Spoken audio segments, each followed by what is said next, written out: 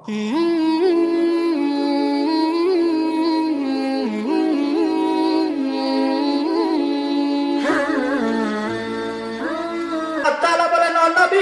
জানায় দেন, কেউ যদি আমি আল্লাহকে ভালোবাসতে চায় তাহলে যেন সে আপনার অনুসরণ করে, ফাত্তাবিউনি, আপনার অনুসরণ করে, ইউহিব্বুকুমুল্লাহ, আপনার অনুসরণ করবে তো আমাকে ভালোবাসা হয়ে যাবে, আপনাকে ভালোবাসবে, আমাকে ভালোবাসবে, আমি তার ওয়ায়াগফির লাকুম যুনুবাকুম, আমি তার জীবনের সব গুনাহ মাফ করে দেব। সুবহানাল্লাহ।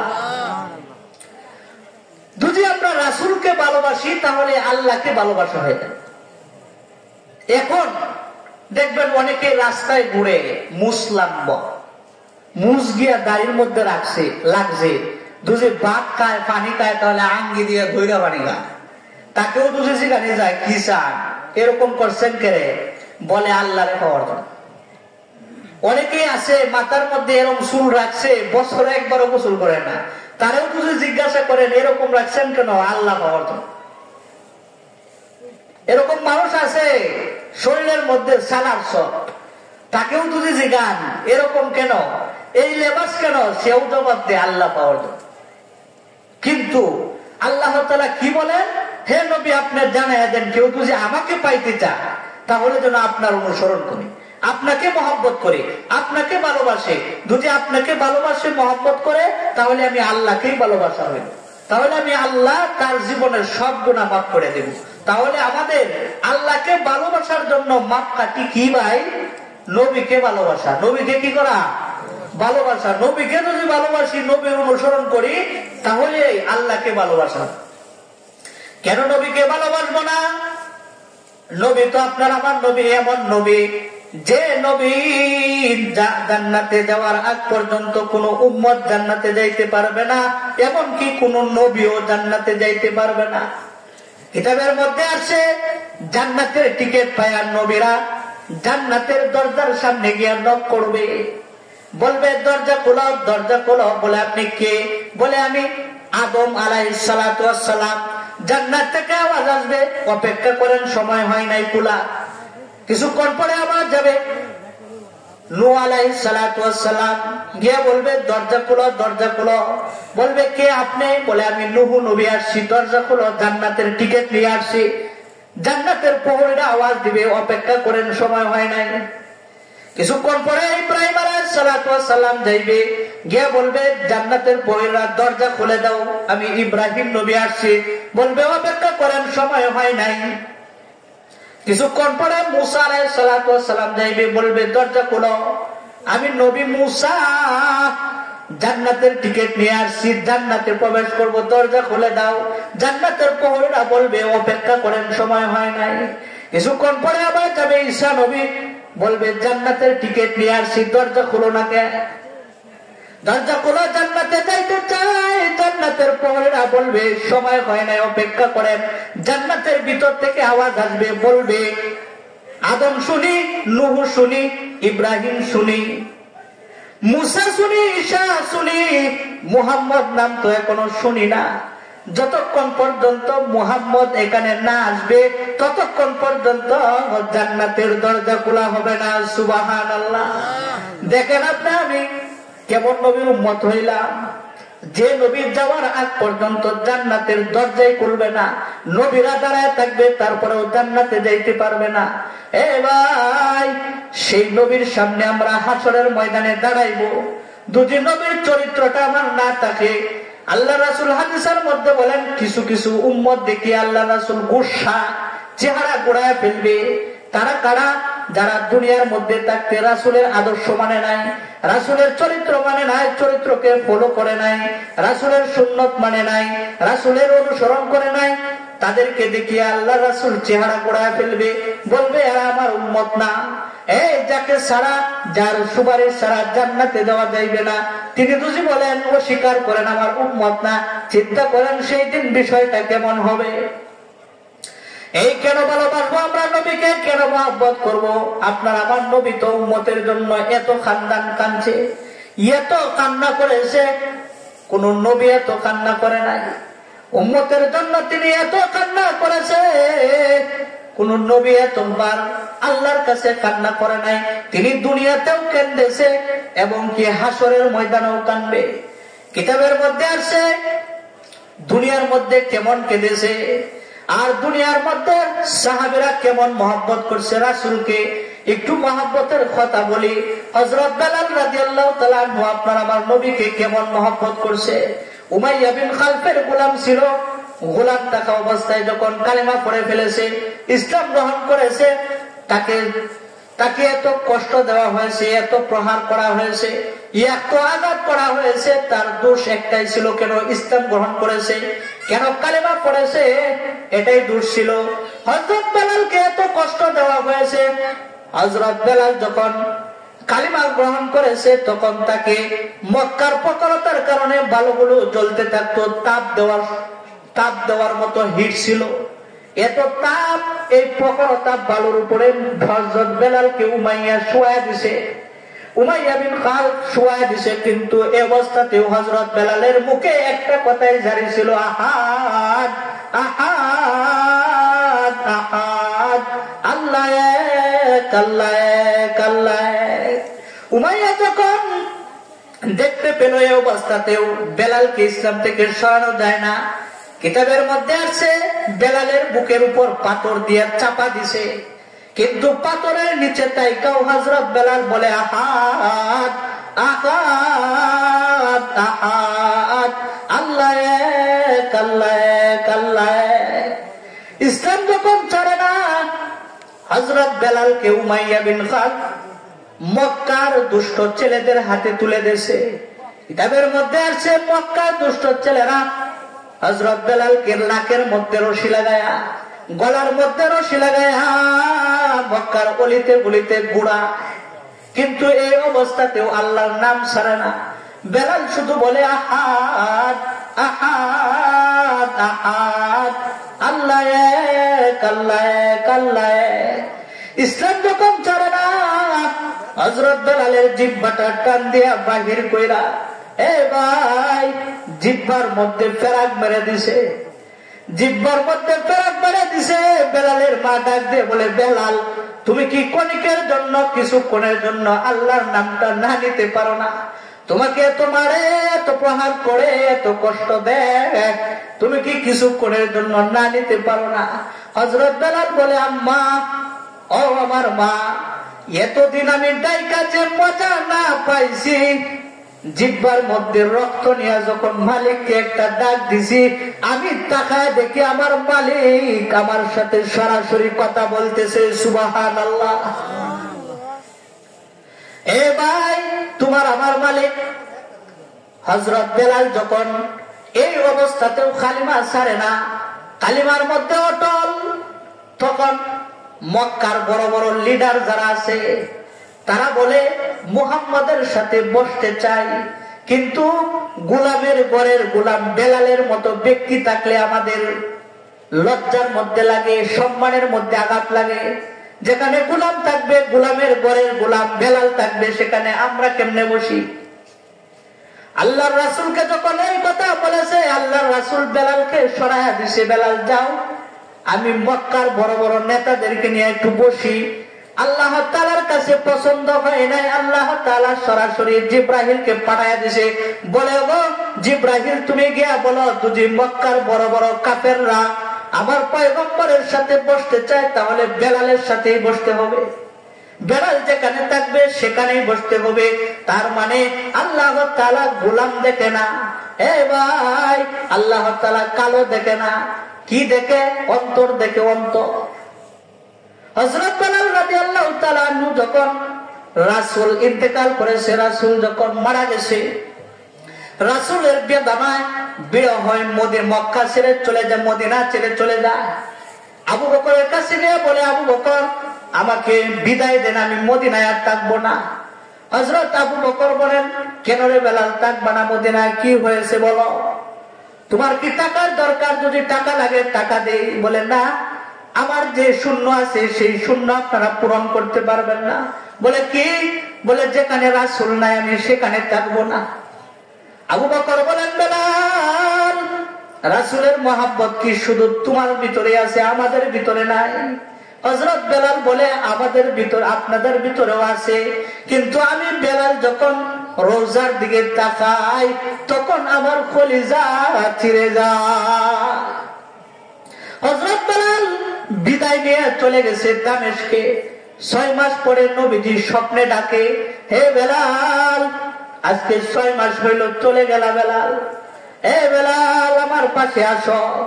হযরত বেলালের ঘুম ভেঙে গেছে, ঘুম থেকে জাগ্রত হইয়া পেরেশানি হইয়া মদিনায় চলে আসছে। মদিনায় আয়েশা রাসূলের রোজার দ্বারে দাঁড়াইছে।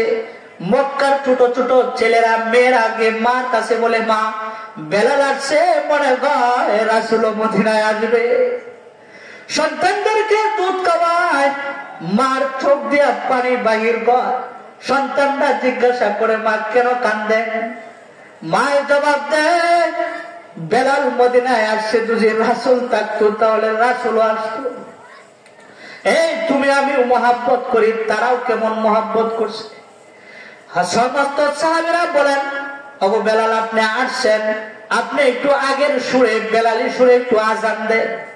নবী থাকতে যেরকম আজান দিয়েছেন এভাবে একটু আজান দেন, নবীকে একটু স্মৃতিচারণ করি, নবীর কথা স্মরণ করে একটু কান্দি। হযরত বেলাল বলেন, যেখানে রাসূল ইমাম হবে না সেখানে আমি বেলাল আজান দিব না। আমি আজান দিলে কি রাসূলকে ইমাম বানাইতে পারবেন? সাহাবীরা বলেন, না এটা তো সম্ভব না, রাসূলকে তো আনা যাবে না। সমস্ত সাহাবীরা ব্যর্থ হইয়া হযরত হাসান হুসাইনের কাছে গেছে, গিয়ে বলে, ও হাসান হুসাইন, বেলালকে বলো একটু আজান দিতে, বেলালকে বলো একটু আজান দেওয়ার জন্য। তোমরা যদি বলো তাহলে বেলাল আর অস্বীকার করবে না। দুইজন সাহাবী হযরত হাসান হুসাইন বেলালের পাশে এসে বসে গেছে। বসে বলেন, ও চাচা বেলাল, নানা থাকতে যেভাবে আজান দিতেন একটু আজান দেন।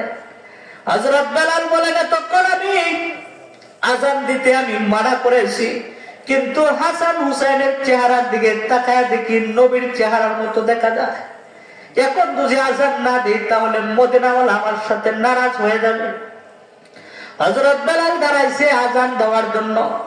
এ ভাই, যে নবীর নাতিদের জন্য ঘোড়া হয়েছে, ঘোড়া এত আদর করেছে ঘোড়ার সাহায্যে। বেলাল বলেন, এখন যদি আজান না দেয় তাহলে মদিনাওয়ালা আমার সাথে নারাজ হয়ে যাবে। আজান দেওয়ার জন্য দাঁড়াইছে। বেলাল আজানের ধ্বনি বলতেছে, আল্লাহু আকবার, আল্লাহু আকবার। আজানের ধ্বনি বলতেছে আর কান্নার আওয়াজ বাড়তেছে, কান্নার আওয়াজ বাড়তেছে। আশহাদু আল্লা ইলাহা ইল্লাল্লাহ, আশহাদু আল্লা ইলাহা ইল্লাল্লাহ, কান্না বেড়ে গেছে। যখন বলেছে আশহাদু আন্না মুহাম্মাদুর রাসূলুল্লাহ, হযরত বেলাল অজ্ঞান হয়ে মাটিতে পড়ে গেছে।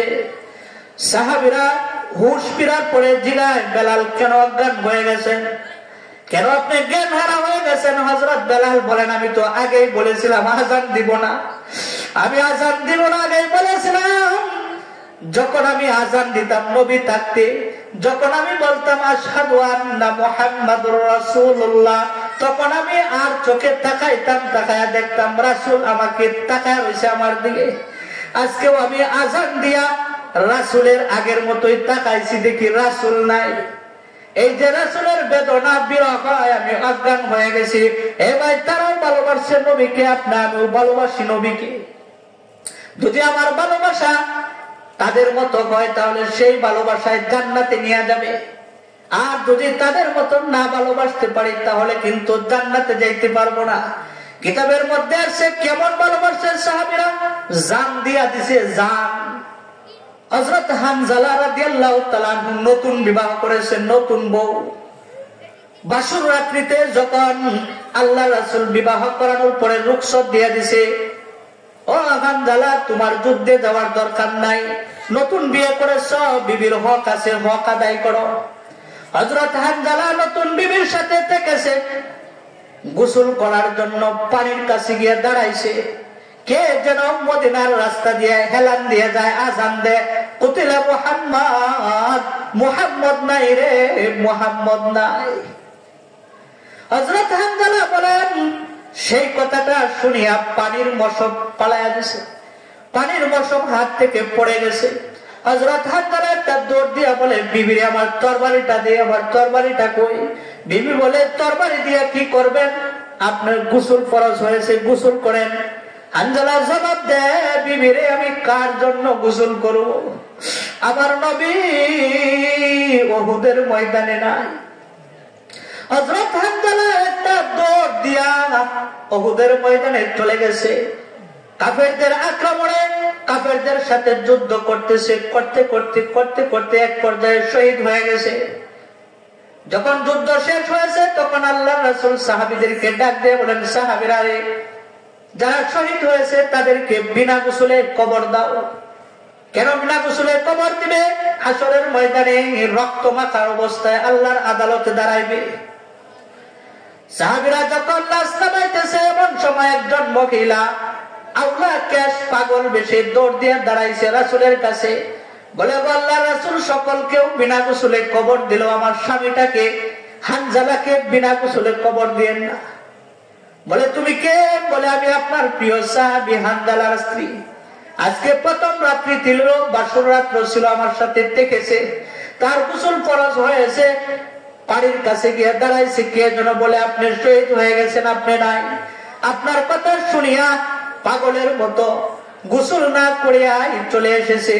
আমি বলেছি গোসল করার জন্য। বলে, বিবিরে আমি কার জন্য গোসল করব? নবী নাই। ও আল্লাহর রাসূল সকলকেও বিনা গোসলে দাফন করলেও আমার স্বামীটাকে গোসল ছাড়া দাফন করিয়েন না। আল্লাহ রাসূলের কথা আল্লাহ রাসূল ডাক দিয়ে বলেন, এ সাহাবীরা, এ সাহাবীরা, আমার হানজালার লাশকে একটু বাহির করো, আমার হানজালার একটু গোসল দাও, আমার হানজালাকে একটু গোসল দাও।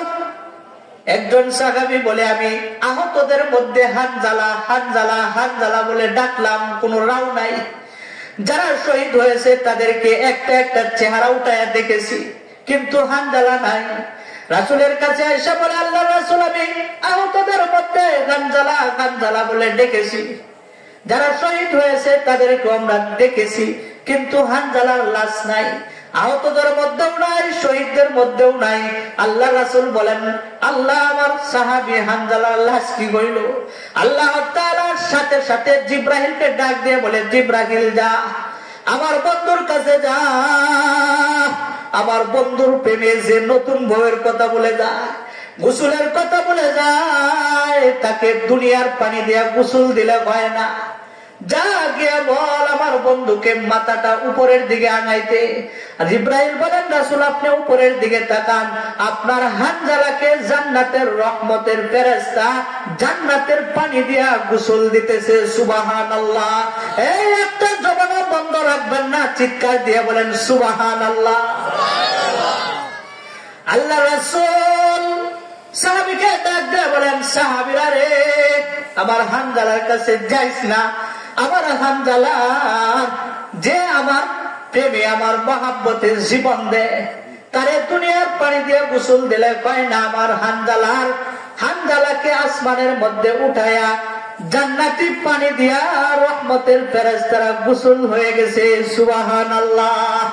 একজন সাহাবী বলেন, কথাটা বাস্তব প্রমাণ করার জন্য হানজালার কাছে গেলাম, গিয়া দেখি চুল ভিজিয়া দাড়ি ভিজিয়া জান্নাতের বরকতি পানি উহুদের মাটি স্পর্শ করতেছে। সুবহানাল্লাহ। এই নবীর জন্য যদি কেউ জীবন দেয় তাহলে দামি হয়ে যায়, দামি হয়ে যায়। তুমি যদি কোন নেতার জন্য জীবন দেও লাভ নাই, কোন নেতা হাসরের ময়দানে তোমার পক্ষ হয়ে দাঁড়াবে না। তুমি যদি কোন দলের কারণে জীবন দাও তাহলে আল্লাহর নামের কসম তুমি হাসরের ময়দানে নবীর শাফায়াত পাবা না। তুমি যদি নেতার জন্য জীবন দাও, দলের জন্য জীবন দাও, তোমার কাছে মার্কার মহব্বত আছে, দলের মহব্বত আছে, নেতার মহব্বত আছে। তোমার আমার কাছে যদি নবীর মহব্বত থাকতো তাহলে 17 কোটি মুসলমানের জমিনে আসাদ নূরের মতো নাস্তিক দাঁড়ায়া তোমার আমার নবীকে গাল দিতে পারতো না। ঠিক কিনা বলো? তোমার আমার ভিতরে মহব্বত আছে, কিন্তু কেমন মহব্বত? দুনিয়ার যত ছোট মহব্বত আছে, কাটো মহব্বত আছে, সব চাইতে নিকৃষ্ট মহব্বত নবীর জন্য। অথচ আমার দলের জন্য যদি কেউ কথা বলে আমার রক্ত গরম হয়ে যায়, আমার মার্কার জন্য, দলের মার্কার জন্য কথা বললে রক্ত গরম হয়ে যায়। কিন্তু নবীর বিরুদ্ধে, নবীকে ব্যঙ্গচিত্র করে আকৃতি করে, কিন্তু আমার ইমানে বাড়ি দেয় না। আল্লাহ রাসূল হাদিসের মধ্যে বলেন, মান আহাব্বা সুন্নতি ফাকাদ আহাব্বানি ওয়া মান আহাব্বানি কানা মাই ফিল জান্নাহ। যে আমার সুন্নতকে মহব্বত করলো সে আমাকে মহব্বত করলো, আর যে আমাকে মহব্বত করলো সে আমার সাথে জান্নাতে থাকবে। সুবহানাল্লাহ। এজন্য সাহাবায়ে কেরাম নবীকে এত ভালোবাসে। কেমন ভালোবাসে সাহাবায়ে কেরাম? বললাম হানজালার ঘটনা। দেখেন জান দিয়া দিছে, নতুন বিবিতেও জান দিয়া দিছে। আপনার আমার নবীকে এত মহব্বত করছে। হযরত আবু বকর রাদিয়াল্লাহু তাআলা আনহু কেমন মহব্বত করছে। হযরত আয়েশা রাদিয়াল্লাহু তাআলা আনহা একদিন জিজ্ঞাসা করেন, ও রাসূল, আকাশের মধ্যে যেরকম তারকা দেখা যায় গুনিয়া শেষ করা যাবে না, আপনার উম্মতের মধ্যে কি কেউ আছে যে এত নেক আমল করেছে ফেরেশতারা গুনিয়া শেষ করতে পারবে না? আল্লাহ রাসূল জবাব দেয়, আছে, আমার একজন সাহাবী আছে। বলে তিনি কে? হযরত আয়েশা রাদিয়াল্লাহু তাআলা আনহা মনে মনে ভাবছেন, আমার বাবাই তো হইব আবু বকর।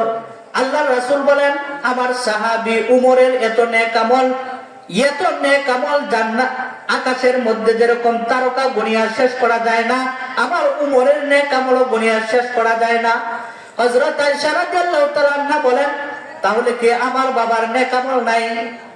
আল্লাহ রাসূল বলেন, তোমার বাবার নেক আমল তো আছে, তোমার বাবার এত নেক আমল। হযরত আবু বকরের নেক আমল, হিজরতের রাত্রির নেক আমল যদি এক পাল্লায় রাখা হয়, উমরের সমস্ত জীবনের নেক আমল যদি আরেক পাল্লায় রাখা হয়, হিজরতের রাত্রির নেক আমলের পাল্লায় বাড়ি হয়ে যাবে। সুবহানাল্লাহ। সেই হিজরতের রাত্রিতে কি হয়েছিল, কি মহব্বত করেছিল রাসূলকে আবু বকর। তবুকের যুদ্ধের সময় আল্লাহ রাসূল চাঁদা চাইছে সাহাবীদের কাছে। আল্লাহ রাসূল বলেন, তোমাদের যা যা আছে দান করো, চাঁদা দাও। উমর বলেন, আবু বকরকে কোনোদিন পিছ করতে পারে নাই নেক আমল দ্বারা, কিন্তু আবু বকরের চাইতে আমার ধন সম্পদ বেশি, আজকে আমি বেশি দিব। এই যে একটা সুযোগ আসছে আবু বকরকে পিছ করার মতো। হযরত উমর রাদিয়াল্লাহু তাআলা আনহু মাল নিয়ে যখন গেছে রাসূলের কাছে, রাসূল জিজ্ঞাসা করেন, উমর কি রাইকে আসছেন, কি নিয়ে আসছেন? হযরত উমর বলে, সম্পদটাকে দুই বন্টন করিয়া এক বন্টন আপনার কাছে নিয়ে আসছি, আর এক বন্টন পরিবারের জন্য রেখে আসছি। এই কিছুক্ষণ পরে আবু বকর রাদিয়াল্লাহু তাআলা আনহু একটা গাট্টি নিয়ে গেছে, ছোট গাট্টি। গাট্টির মধ্যে আল্লাহ রাসূল বলেন, কি রাইকে আসছেন? আবু বকর জবাব দেয়, ঘরের মধ্যে কিছুই নাই, একমাত্র আল্লাহ এবং আপনার নাম ছাড়া ঘরের মধ্যে কিছুই রেখে আসি নাই। এই কেমন মহব্বত করছে আমাদের। মাল থাকতো আমরা আল্লাহর রাস্তায় মাল খরচ করতে রাজি হই না, কিন্তু দেখেন বলে আল্লাহর নাম ছাড়া এবং রাসূলের নাম ছাড়া ঘরে কিছুই নাই। হযরত আবু বকর হিজরতের রাত্রিতে কেমন মহব্বত করছে রাসূলকে। এই কিতাবের মধ্যে আছে রাসূলকে কেমন মহব্বত করেছে আরেকজন সাহাবী হযরত আমরুল ইবনে আস রাদিয়াল্লাহু তাআলা আনহু কেমন মহব্বত করছে। যুদ্ধ করতে করতে জিলজালেমের চৌরাস্তা পর্যন্ত চলে গেছে। জিলজালেমের চৌরাস্তার মধ্যে একটা ঈসা নবীর মূর্তি বানানো ছিল। জিলজালেমের চৌরাস্তায় ঈসা নবীর মূর্তির নাক কে জানি বাইঙ্গা নিয়ে আনিছে। ঈসা নবীর মূর্তির নাক কে জানি বাইঙ্গা নিয়ে আনিছে। খ্রিস্টানরা পত্র পাঠাইছে, মুসলিমরা এখানে যুদ্ধ করতে করতে আসছে। এই কাজটা আমরুল ইবনে আস এবং তার দলের লোক ছাড়া কেউ করে নাই। আমরুল আস রাদিয়াল্লাহু তাআলা আনহুর কাছে পত্র পাঠাইছে যে আমাদের নবীর নাক ভেঙেছ, তাকে আমাদের কাছে সুপর্দ করুন, আমাদের হাতে তুলে দিন, না হলে প্রতিশোধ নেওয়া হবে। আমরুল ইবনে আস রাদিয়াল্লাহু তাআলা আনহু খবর নিয়ে দেখেন এই কাজটা কেউ করে নাই। মুসলিম দলের মধ্যে এই কাজটা কেউ করে নাই। আমরুল ইবনে আস বলেন, আমরা কেউ করে নাই। বলে, তোমরা যদি না করার সুপর্দ না করো তাহলে তোমাদের প্রতিশোধ নেওয়া হবে। বলে, কেমনে প্রতিশোধ নিবা? বলে, মুহাম্মদ নামের একটা মূর্তি বানাইবো। নাউজুবিল্লাহ বলেন। এই জুড়ে আওয়াজ দিয়ে বলেন নাউজুবিল্লাহ। বলে, মুহাম্মদ নামের একটা মূর্তি বানাইবো।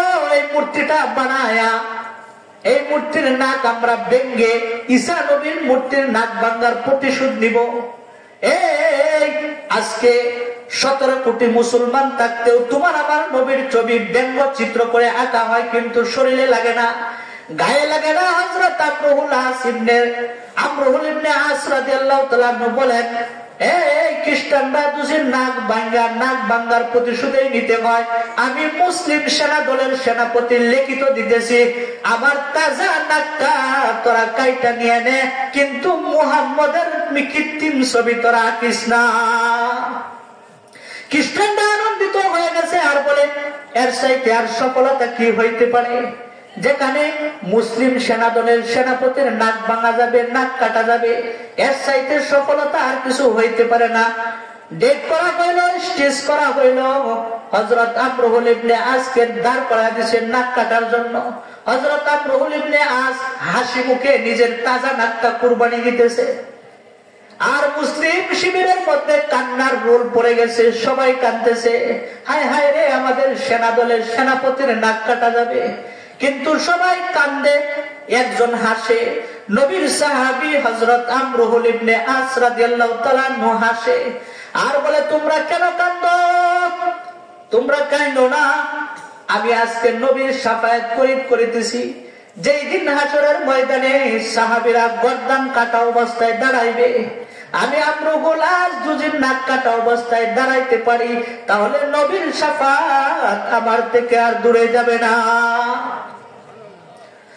স্টেজ করা হইল, আমরুল ইবনে আসের নাক কাটা যাবে রে। জল্লাদ ছুরি নিয়ে আগাইতেছে, নাক কাটবে। এমন সময় একজন খ্রিস্টান পাদ্রী লাফ দিয়ে দাঁড়াইছে আর বলে, সাবধান, মুহাম্মদের আশিকের নাকটা তোরা কাটিস না। এই যে তাকায় দেখ, আমি খ্রিস্টান পাদ্রী হইয়া নিজের হাতের নবীর নাক নিজে ভেঙেছিলাম মুহাম্মদ নামে একটা মূর্তি বানায় বেইজ্জতি করার জন্য। কিন্তু কালিমায় তারা এত অটল, নিজের তাজা নাক দিতে পারে কিন্তু নবীর কৃত্রিম ছবি বানাইতে দিবে না। এমন উম্মত সারা দুনিয়ার মধ্যে আর কাটি উম্মত, দামি উম্মত আর কেউ হতে পারে না। আয় আয় আয়, সবাই মিলে কালিমা পড়ে মুসলমান হয়ে যায়। কিতাবের মধ্যে আসছে 2.5 লক্ষ 3.5 লক্ষ খ্রিস্টান কালিমা পড়ে আমরুল ইবনে আস মুসলমান, আসের হাতে মুসলমান হয়ে যায়। সুবহানাল্লাহ। এবং বিনা যুদ্ধে জিলজালেমটা আমরুল ইবনে হাতের কাছে তুলে দেয়। এটা হলো কালিমার অটলতা। কালিমার অটলতা, কেউ যদি কালিমার মধ্যে অটলতা থাকে, তাহলে যখন মৃত্যুবরণ করবে তখন তার কাছে ফেরেশতা নাজিল হবে।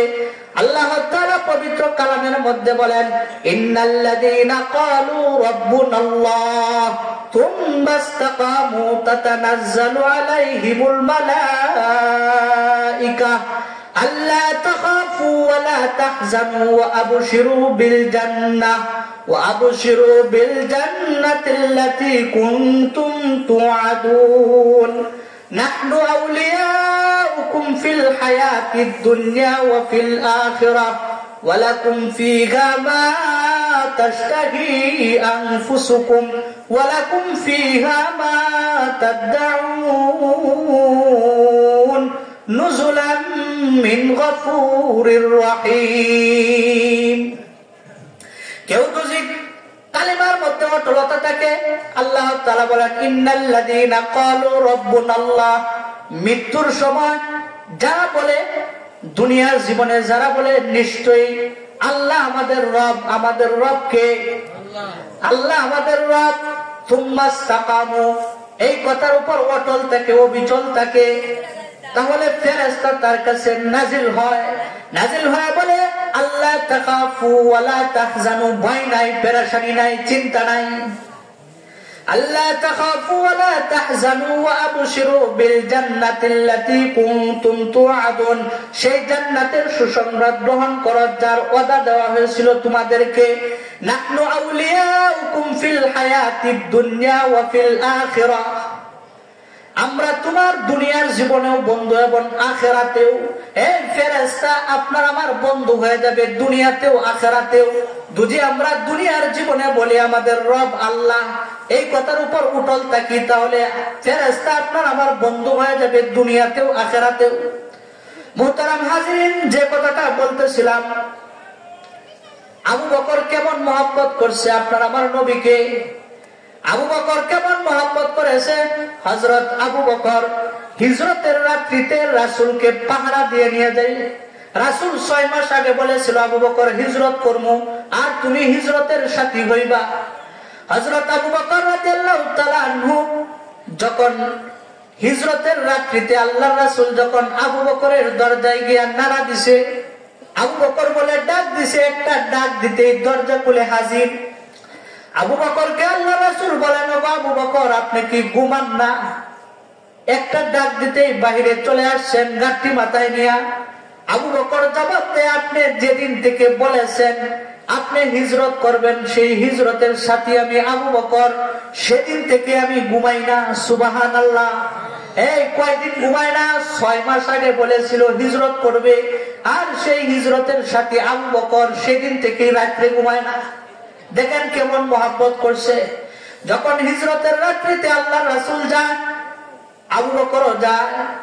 একবার আবু বকর ডাইনে আসে, আর একবার বামে আসে, সামনে যায় পিছনে যায়। আল্লাহর রাসূল বলেন, আবু বকর কেন এমন করেন? আপনার কি হয়েছে? হযরত আবু বকর জবাব দেয়, যখন আমি সামনে যাই তখন আমার মন কয় কেউ না জানি আপনাকে সামনে থেকে তীর মারে। যখন আমি পিছনে যাই লাফ দিয়ে পিছনে দাঁড়াই, তখন আমার মন কয় পিছন থেকে আপনাকে কেউ তীর মারবে। আবার পিছন থেকে ডাইনে লাফ দিয়ে আসি, আমার মন কয় ডান দিক থেকে কেউ আপনাকে তীর মারবে।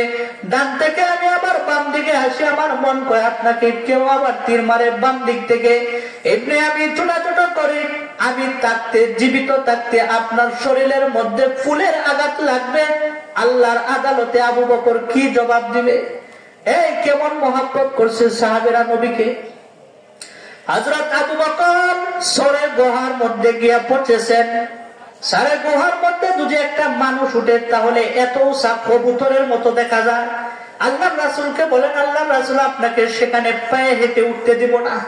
আমি আবু বকর আপনার জন্য পালকি হয়ে গেলাম। আমি আবু বকরের 2টা কাঁধ আপনার জন্য পালকি বানায়া দিলাম। আপনি পালকির মধ্যে চড়েন, আমি আপনাকে উপরে উঠাইব। হযরত আবু বকরকে উপরে উঠাইছে। উপরে উঠে বলে, আল্লাহর রাসূল আপনি একটু এখানে অপেক্ষা করেন, আমি গুহাটা পরিষ্কার করি। গুহাটা পরিষ্কার করে আপনি একটু অপেক্ষা করেন। হযরত আবু বকর গুহার ভিতরে চলে গেছে। গুহার মধ্যে অনেক ছিদ্র ছিল, গর্ত ছিল। আবু বকরের মাথার পাগড়ি চিরিয়া চিরিয়া প্রত্যেকটা গর্ত বন্ধ করেছে, কিন্তু একটা গর্ত বাকি আছে বন্ধ করার মতো। আবু বকরের মতো কাপড় নাই, আবু বকরের কাপড় নাই, একটা গর্তের মধ্যে নিজের পাও দিয়া রাখছে। আল্লাহর রাসূলকে ডাক দিয়ে, আল্লাহর রাসূল গো বিছানা তৈরি আছে, একটু আরাম করেন আয়েশা। আল্লাহর রাসূলকে আবু বকরের উরাত রানটা বালিশ বানায়া দিছে। বলে, আল্লাহর রাসূল এটা আপনার বালিশ, আপনি ঘুমান। আল্লাহর রাসূল ঘুমাইতেছে। আবু বকরের 1 নাম্বার আমল যেটা রাসূলের চেহারা দেখা। আল্লাহর রাসূলের চেহারা হযরত আবু বকর শুয়ে শুয়ে বৈশা বৈশা দেখতেছে, কিন্তু এই দিক দিয়া সাপে গর্তের মধ্যে কামড়াইতেছে। হযরত আবু বকরকে পায়ের মধ্যে আঘাত করতেছে, কামড়াইতেছে। আবু বকর বিষ সহ্য করতে না পেরে চোখ দিয়ে পানি বাইর হইতেছে। পানির ফোঁটা যখন রাসূলের চেহারার মধ্যে পড়ে গেছে, রাসূলের ঘুম ভেঙে গেছে। রাসূল বলেন, আবু বকর আপনি কেন কাঁদেন? আবু বকর বলে, আমাকে সাপে কামড়াইতেছে। আল্লাহর রাসূল বলেন, কই পাও? কোথায় কামড়ায়? বলে, পায়ের মধ্যে কামড়া। আল্লাহর রাসূলের মুখের লালা আবু বকরের পায়ের মধ্যে লাগায় দিছে, সাথে সাথে সাপের বিষ পানি হয়ে গেছে। সুবহানাল্লাহ। এই গর্তের থেকে একটা বড় ধরনের সাপ বাহির হয়ে আসছে। আয়েশা বলেন, আল্লাহর রাসূলকে সালাম দিতেছে। আল্লাহর রাসূল ধমক দিয়ে বলে, জালেম কুতাগার, আমার আবু বকরকে কামড় দিছো কেন? এই আপনার আমার নবীকে কিন্তু সাপেও মহব্বত করেছে, আপনার আমার নবীকে কিন্তু উটেও মহব্বত করেছে। আপনার আমার নবী কিন্তু সমস্ত মাখলুকাতের নবী, যত কিছু প্রাণী আছে সবকিছুর নবী হইল আপনার আমার নবী। আপনার আমার নবীকে সালাম দিয়ে সাপে বলে, সাপকে আল্লাহ রাসূল ধমক দিয়ে বলে, জালেম, আমার আবু বকরকে কামড় দিছো কেন? সাপের জবান খুলে গেছে। সাপ ডাক দিয়ে বলে, তাওরাতের দোষ দিয়া 100 বছর পূর্বে আমি যাইতেছিলাম আর শুনেছিলাম আপনি এই গুহা হইয়া হিজরত করবেন। যেদিন থেকে আমি শুনেছি এই গুহার মধ্যে আমি খায়া না খায়া থাকি, এই কায়া না খায়া থাকি, আর কত দরজা বানায় রাখছি যেখান দিক দিয়ে কাছে হয় আপনাকে বাহির হয়ে দেখবো, কিন্তু আপনার আবু বকর আমাকে দেখতে দেয় না, এই জন্য আমি কামড় দিছি। আল্লাহর রাসূল গো, আপনি আমাকে মাফ করে দেন। এই তারাও কেমন মহব্বত করেছে নবীকে, আপনি আমরাও কেমন করি। এ ভাই, সময় অনেক হয়ে গেছে, অনেকে ঘুমাইতেছে। মুহতারাম হাজিরিন, আমরা যদি আল্লাহর রাসূলকে মহব্বত করি, আল্লাহ তাআলা আয়াতের মধ্যে বলেন, কুল ইন কুনতুম তুহিব্বুনাল্লাহা ফাত্তাবিউনি ইউহিব্বুকুমুল্লাহ ওয়া ইয়াগফির লাকুম যুনুবাকুম ওয়াল্লাহু গফুরুর রহিম। নবী গো, আপনি জানায়া দেন, কেউ যদি আমি আল্লাহকে মহব্বত করে সে যেন আপনাকে মহব্বত করে, আমি আল্লাহকে যদি ভালোবাসে আপনাকে মহব্বত করে, আপনাকে মহব্বত করবে তো আমি আল্লাহকে মহব্বত করা হয়ে যাবে। ইয়াগফির লাকুম যুনুবাকুম, আমি আল্লাহ তার জীবনের সব গুনাহ মাফ করে দিব। সুবহানাল্লাহ। আমরা সবাই রাসূলকে মহব্বত করতে রাজি আছি তো? সবাই দুই হাত তুলে দেখান। আল্লাহ তাআলা সকলকে কবুল করুক। তো মুহতারাম হাজিরিন, এই মাহফিলটা পারিবারিক মাহফিল। এই মাহফিলটা কিন্তু পারিবারিক মাহফিল, বাড়ির মধ্যে মাহফিল। মহিলাদের সম্পর্কে একটা হাদিস বলে, যখন মেরাজের রাত্রিতে আল্লাহ রাসূল মেরাজ করেন, তখন আল্লাহ রাসূল মহিলাদেরকে, বেশি সংখ্যক মহিলাকে আযাব দিতে দেখেছেন। আল্লাহ রাসূল বলেন, মহিলারা যারা আছেন সবাই শুনেন। আল্লাহ রাসূল বলেন, আমি একজন মহিলাকে দেখেছি জিহ্বার মধ্যে বসি লাগায়া, বসি চিনেন? জিহ্বার মধ্যে বসি লাগায়া, জিহ্বাটার মধ্যে বসি লাগায়া জিহ্বার মধ্যে ঝুলায়া রাখছে, সমস্ত শরীরটা জিহ্বার মধ্যে ঝুলানো। আল্লাহ রাসূল বলেন, আরেকটা মহিলাকে আমি দেখেছি শাস্তি দিতে চুলের মধ্যে ঝুলায়া রাখছে। বলেন, দুটোটার শাস্তি ভয়ঙ্কর না? দুটোটা শাস্তি কি ভয়ঙ্কর না? জিহ্বার মধ্যে তুজি একটা মানুষকে ঝুলায়া রাখে বসি লাগায়া, কিরকম ভয়ঙ্কর। চুলের মধ্যে তুজি একটা মহিলাকে ঝুলায়া রাখা হয়, কিরকম আযাব। আল্লাহ রাসূল সাল্লাল্লাহু আলাইহি ওয়াসাল্লাম জিবরাইলকে বলেন, এদেরকে কেন জিহ্বার মধ্যে ঝুলায়া রাখা হয়েছে? বলে, এরা স্বামীকে, শ্বশুরকে, দেবরকে, ননদকে এবং বাড়ির আশেপাশে যারা আছে তাদেরকে জিহ্বা দ্বারা কষ্ট দিত। আসানের মহল্লা মনে হয় এদিকটা নাই না? নাই আপনার এদিকে? জিহ্বার দ্বারা স্বামীকে কষ্ট দেয়, শ্বশুরকে কষ্ট দেয়, ননদকে কষ্ট দেয়, শাশুড়িকে কষ্ট দেয়, মহিলা নাই। এবং বাড়ির সবাইকে তার জন্য শান্তিতে থাকতে পারে না, নাই? যে এরকম করবে তার কিন্তু এই শাস্তি হবে। হ্যাঁ, মায়েরা একটু শুনে রাখেন, যারা এরকম করবেন এরকম শাস্তি দেওয়া হবে। আপনি যদি স্বামীর সাথে এরকম করেন তাহলে আপনার শাস্তি এরকম হবে। এই স্বামীকে কেমন মহব্বত করা হবে, করতে হবে জানেননি? আল্লাহ রাসূল বলেন, যদি আল্লাহ তাআলা নারীদেরকে হুকুম দিত সিজদা করার জন্য মানুষের পায়ের মধ্যে, তাহলে স্বামীর পায়ে সিজদা করার হুকুম দিত। কত বড় কথা! এই আপনার বাপ মারা গেছে, যদি স্বামী আপনাকে অনুমতি না দেয় তাহলে যাইতে পারবেন না। আপনার মা মারা গেছে, যদি আপনার স্বামী অনুমতি না দেয় যাইতে পারবেন না। এখন তো মহিলা এরকম হয়েছে, স্বামী অনুমতি নেয় মহিলার কাছ থেকে, না এরকম না? এদিকে স্বামীর অনুমতি নেওয়া লাগে মহিলাদের। মহিলারা কেউ রাগ করেন না, পারিবারিক সভা বাড়ির মধ্যে, এই জন্য বলতেছি। যদি আপনি স্বামীকে মহব্বত করেন, ভালোবাসেন, তাহলে আল্লাহ তাআলা খুশি হয়ে যাবে।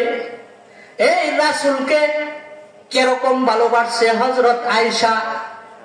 হযরত আয়েশা রাদিয়াল্লাহু তাআলা আনহা কেমন ভালোবাসছে রাসূলকে। এই কথা বলেন না, কিছু সমস্যা। রাসূলকে কেমন ভালোবাসছে হযরত আয়েশা রাদিয়াল্লাহু তাআলা আনহা। একদিন আল্লাহর রাসূল গোসল করতেছে জলচকির মধ্যে বসা। রাসূল পানি ডালে সাদা, কিন্তু পানি দেয় লাল হইয়া। আয়েশাকে জিজ্ঞাসা, কেন গো আমি পানি সাদা ডাকি, ডালি লাল হয়ে কেন? বলে, আল্লাহ রাসূল গো, আমার একটা পায়ের আঙ্গুল জলচকির পায়ের নিচে পড়েছে, আপনার বরে আমার পাটা আঙ্গুলটা চেটকে গেছে, রক্ত বাইর হইতেছে। আল্লাহ রাসূল বলেন, আয়েশা কেন তুমি আমাকে আগে বলো নাই? বলে আল্লাহ রাসূল আপনাকে আমি এত মহব্বত করি, এত ভালোবাসি, আমি আয়েশা আপনাকে বসার থেকে উঠাইবো, আমার কলিজার মধ্যেও দুজির জ্বলচকি আপনার আঘাত লাগতো, কলিজাও দুজির টুকরা টুকরা হয়ে যাইতো, তারপরেও আমি আপনাকে বসার থেকে উঠাইতে পারতাম না। কেমন মহব্বত করতো স্বামীকে, আপনার আমার নবীকে কেমন মহব্বত করতো। আর স্বামীরাও যারা আছেন আপনারাও স্ত্রীদেরকে মহব্বত করবেন, স্ত্রীদের কাজের মধ্যে সহযোগিতা করবেন। আর স্ত্রীরা এখন স্বামীরা স্ত্রীদেরকে এরকম বানাইছে, কামলি বানাইছে, কামলি। নিজের বউকে কামলি বানায়া রাস্তাতে তুমি যায় তাহলে এর দিকে তাকায় দেয়, আহ কি সুন্দর, ঘরের মধ্যে একটা আনলাম, কি আনলাম এটা, আরে তুমি তো কামলি বানায় রাখছো, এজন্য ভালো লাগে না, তুমি তো সারাদিন কাজ করাও। এজন্য স্বামীরা যারা আছেন স্ত্রীদেরকে মহব্বত করবে। আল্লাহ রাসূল মহব্বত করত। আল্লাহ রাসূল কি করতো? মহব্বত করতো। যখন ঘরের মধ্যে কাজ করতো তখন আল্লাহ রাসূলও কাজের সাথে শরীক হইতো, প্রত্যেকটা কাজের সাথে শরীক হয়েছে। এই জন্য আমরা স্বামী স্ত্রী মহব্বত নিয়ে চলবো। এজন্য আলেমকে মহব্বত করা কিন্তু এটা ভালো। আল্লাহ রাসূল হাদিসের মধ্যে বলেন, আল মারউ মা মান আহাব্বা, যার সাথে যার মহব্বত তার সাথে তার হাসর হবে। এই ভাই, আলেমকে যদি কেউ মহব্বত করে কেরম দাম জানেন? আলেম যখন জান্নাতে যাবে তখন রাস্তার মধ্যে জাহান্নামীরা দাঁড়ায় থাকবে। হাদিসের মধ্যে আসছে তখন জাহান্নামীরা বলবে, হুজুর আসসালামু আলাইকুম, আপনি আমাকে চিনছেন? বলে না, তোমাকে তো চিনি নাই।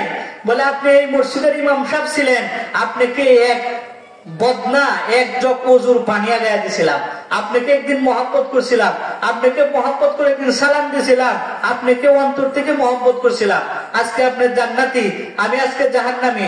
তখন এই আলেম আল্লাহ তাআলার কাছে সুপারিশ করবে, এই আলেমের সুপারিশ গ্রহণ করিয়া আপনাকে সেই দিন জাহান্নামীকেও জান্নাতে দেওয়া হবে। সুবহানাল্লাহ। এই জন্য যদি আলেমের সাথে মহব্বত রেখে চলতে পারেন তাহলে এই ফায়দা। দেখেন ভাই, একটা উদাহরণ বুঝেন। ধান এখন কত মন? 1400-1500। এই ধানের সাথে যে সুসা থাকে, সুসা বলেন আপনারা না দুরা বলেন, কোনটা? সুসা। এই সুসা দুজি ধানের সাথে টাইকা 1400 টাকা মন হইতে পারে। আপনি নামাজ পড়েন না, অথবা আলেমকে মহব্বত করেন, আলেমকে মহব্বত করার কারণে সেই দিন আলেমের সাথে জান্নাতে চলে যাবেন। সুবহানাল্লাহ। দেখেন, সুসা দুজি মন হইতে পারে 1400-1600-1500 টাকা, তাহলে আপনি দুজিও আপনি পাপি, কিন্তু আলেমের সাথে মহব্বত রাখার কারণে সেদিন জান্নাতি হয়ে যাবে। এই জন্য এই মহল্লার প্রত্যেকটা মানুষ আমাকে মহব্বত করে, প্রত্যেকটা মানুষই আমার ভালোবাসে।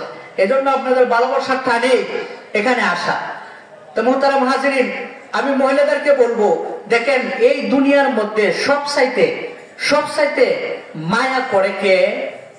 আল্লাহ ছাড়া মহব্বত করে একমাত্র মা। কে করে ভাই? মা করে।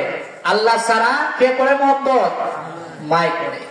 এখন আমি আপনাদের কাছে প্রশ্ন, এই মা এত মহব্বত করে, কিন্তু আপনার আমার আল্লাহ প্রত্যেকটা বান্দাকে যখন গুনাহ করে তখন তাকায় থাকে আর ডাকতে থাকে। কি বলে ডাকে?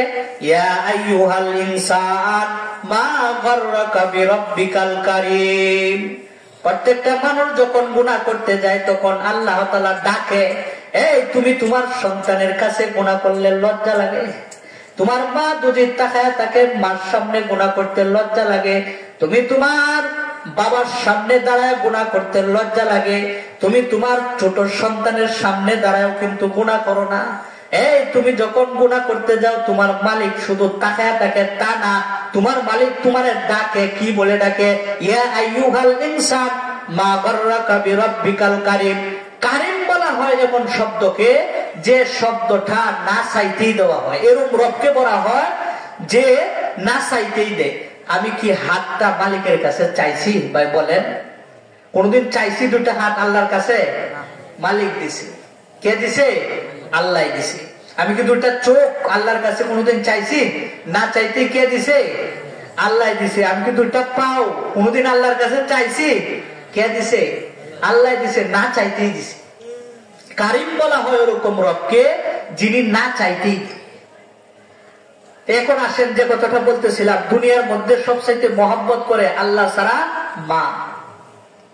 মা আপনাকে এত মহব্বত করে, এই জন্য তো মাসলা যে দুনিয়ার মধ্যে যদি কোনো সন্তান মারা যায় তাহলে মা কবরের মধ্যে, পিতা কবরের মধ্যে নামতেও পারে, লাশ রাখতেও পারে, কিন্তু মার কবরের মধ্যে যাওয়া নিষেধ। কেন জানেন?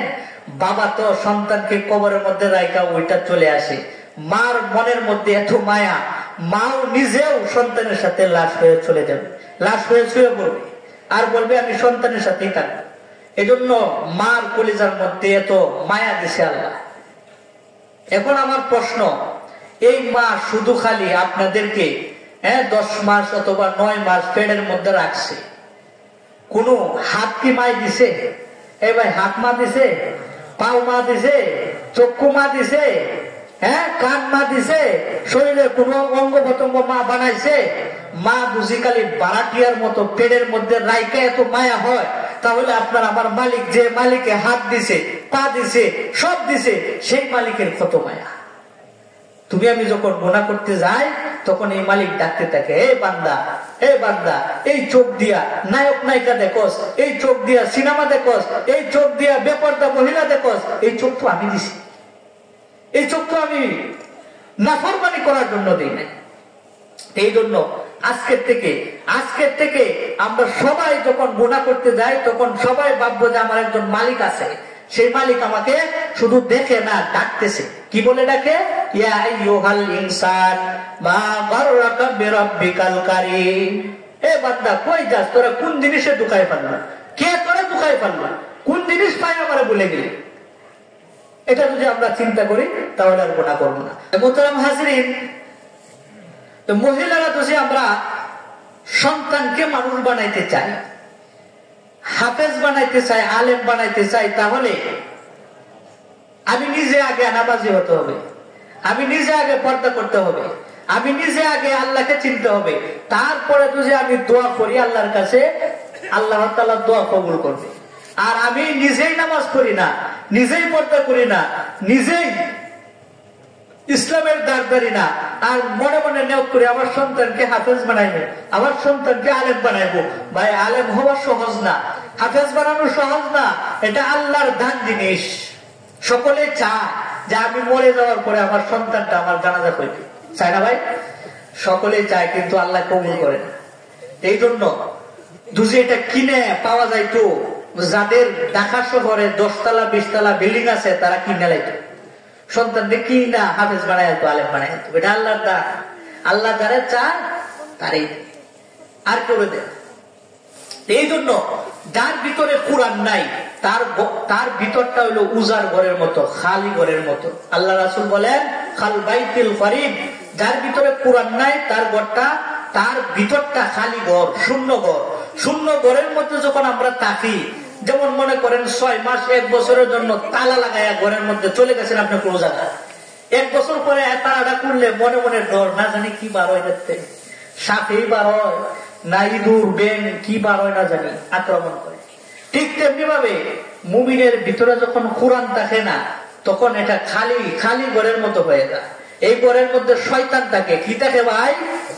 শয়তান থাকে। এই জন্য আমরা সবাই কোরআন শিখার চেষ্টা করব।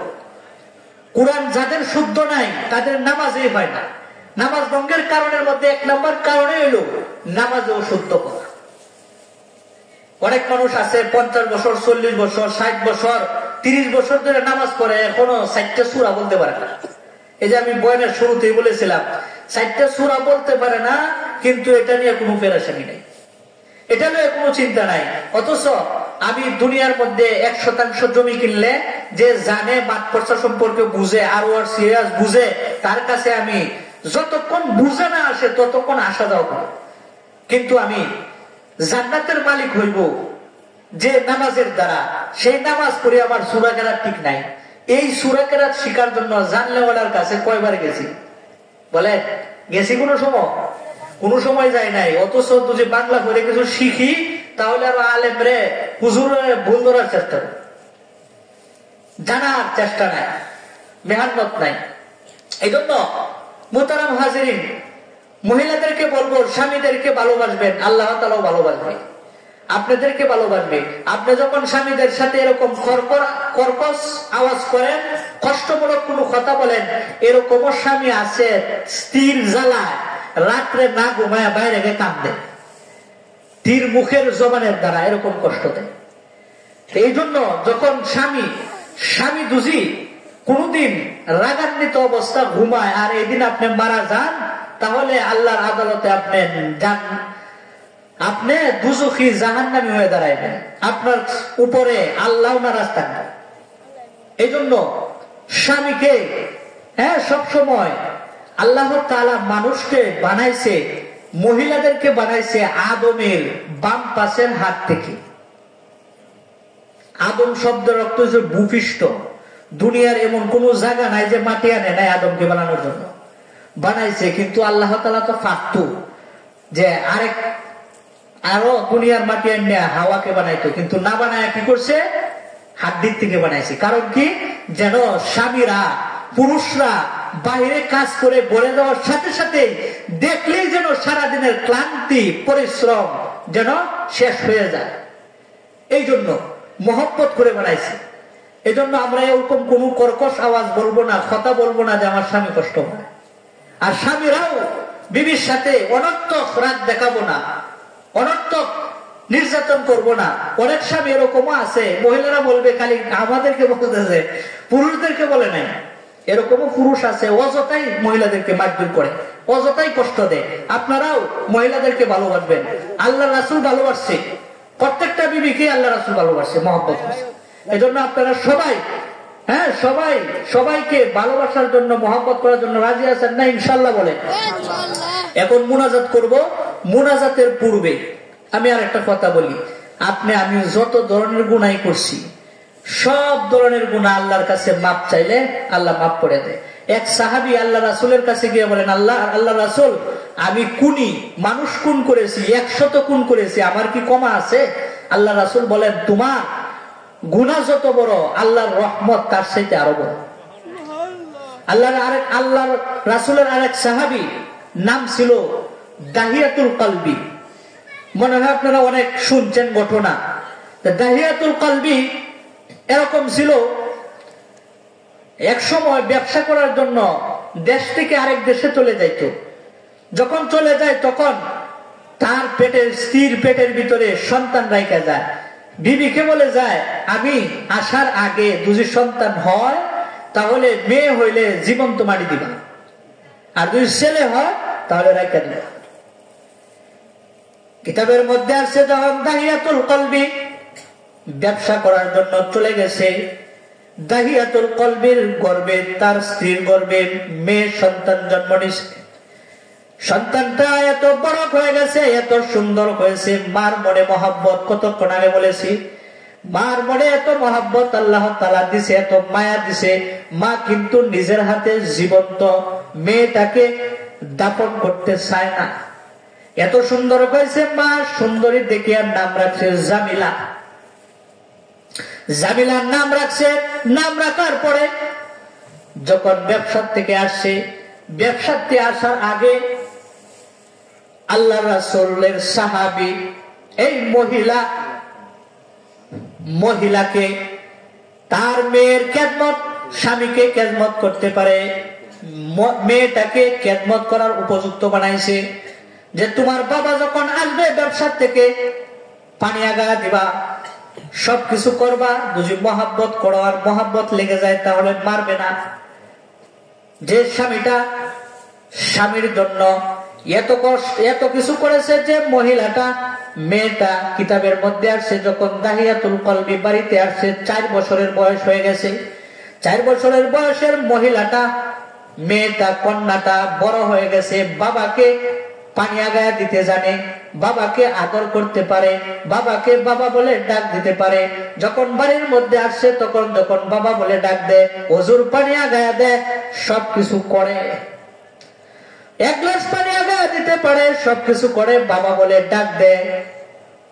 দাহিয়াতুল কলবির স্ত্রী মনে মনে ভাবছে যে যদি আমার স্বামীকে এত মহব্বত করে, এত ভালোবাসে, তাহলে আমার কন্যাটাকে মারবে না।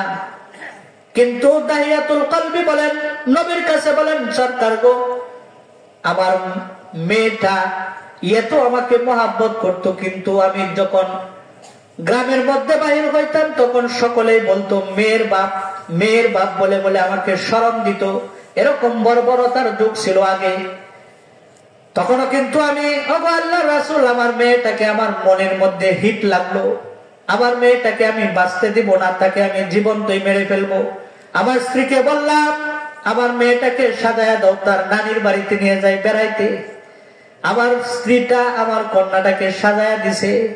কেলনার বাহানা দিয়ে আমি যাইতেছিলাম নিয়া। যাইতে যাইতে যাইতে যাইতে পাহাড়ের অঞ্চলে চলে গেলাম, মরুভূমির মধ্যে মেয়েটাকে রাইকা আমি পাহাড়ের মাটি গর্ত করতেছিলাম আর আমার মেয়েটা কচি হাতে, আমার শরীর থেকে গাম বাহির হইতো, দাঁড়ির মধ্যে মাটি লাগতো আর বলতো বাবা কেন এত কষ্ট করেন আপনি, এত কষ্ট করেন কেন, মরুভূমির মাটি কেন এত কষ্ট করে কুদতেছেন, কষ্ট করতে হবে না, চলেন বাড়িতে চলে যাই, আপনারা বলেছেন আমাকে নানির বাড়ি বেড়াইতে নিয়ে যাবে। ওগো সরকার, আমি এত পাষাণ, আমি এত জালেম, আমি এত গুনাহ করেছি, আমি তারপরেও আমার মেয়েটাকে বাঁচতে দেই নাই। যখন গর্ত হয়ে গেছে আমার খেলার মেয়েটাকে আমি ডাক দিয়ে আনছিলাম আর বলেছিলাম আয় কন্যা দেখো রে কত সুন্দর গর্ত। যখন গর্তের কাছে আইসা দাঁড়াইছে আমি জল্লাদের হাত বসায়া মেয়েটাকে গর্তের মধ্যে ফেলে দিছি।